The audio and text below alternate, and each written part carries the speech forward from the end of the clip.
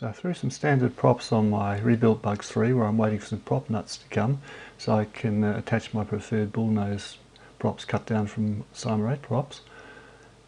Meanwhile I noticed that the Bugs 3 Mini comes with bullnose props, though the new Bugs 3 Pro is going back to the same thin ones that I find a bit twitchy compared to bullnoses. So to try FPV, running out of camera, so I'm using this generic whip antenna job that I use with a tiny whoop until I got my new Bold Clash unit with a built-in canopy. I know I've flown it outside, so I know it's got a reasonable range. I don't know how far, but I'll soon find out. So this is where it came from. It was quite good on this. The only thing is, if it sits around at all, it overheats, even though it's only 25 milliwatts. So I tend to pick it up and blow through it to keep it cool. So I've got it mounted on front of an aluminium plate, which should work as a bit of a heatsink while I'm trying it out on the Bugs, where I'm figuring out what to do next. So here's the flight. The other thing I learned, getting possibly dirt in an engine, was to take off from a takeoff mat instead of just from the dirt or grass. Noticed straight away with the props that they're a little twitchier, don't have the same lift or the same torque. I can't sort of pull it up at the last moment like I can with my preferred props. But so far the range isn't too bad. You're getting the odd flicker, but I think that's probably normal with any FPV setup. I used Google Earth to figure out what sort of distance. I'm looking at 170 meters from the position under the tree where I'm sitting to the across the oval, and I was getting break up maybe about the 130 meter mark. So I've come back and I'm flying fairly close to where we're sitting under the tree. Shouldn't be too much shadowing of that tree. They're fairly thin eucalyptus and they're not wet at all. So I've already decided to cut back the range I'm flying and just flying over the cricket club and coming back towards the pole and the seats where we're sitting. And again, a little bit of breakup. Not sure why. But overall it's flying well. I can see where I'm going, so this far into the testing I'm pretty happy with how it's panning out.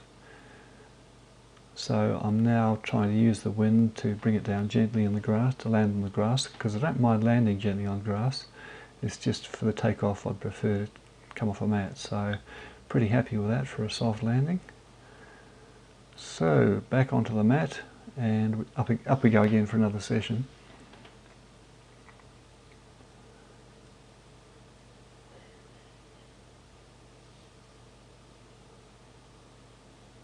Getting a little bit of height, but nothing it shouldn't handle.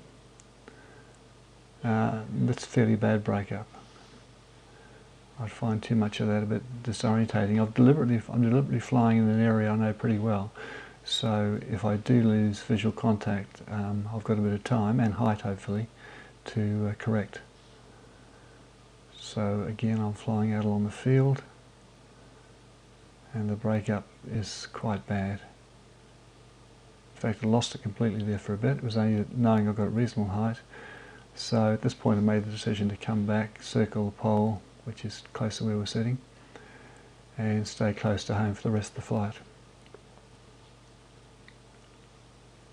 But the idea is to use this as a sports bug, not to put extended landing gear on it that causes a bit more drag, and just fly it with a FPV camera and have a bit of fun with it. And again, very bad breakup.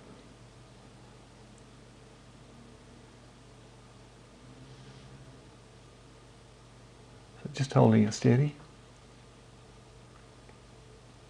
Again, for no particular reason, losing visual contact.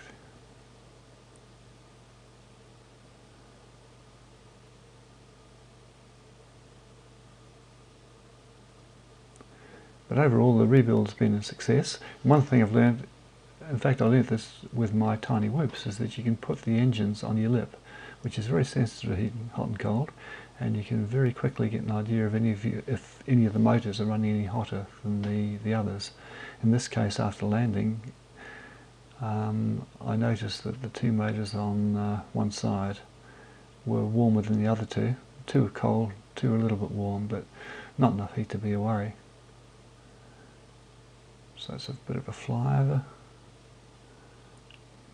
getting a bit cocky here, getting the feel of the thing. So staying close to home and trying to get a little bit lower.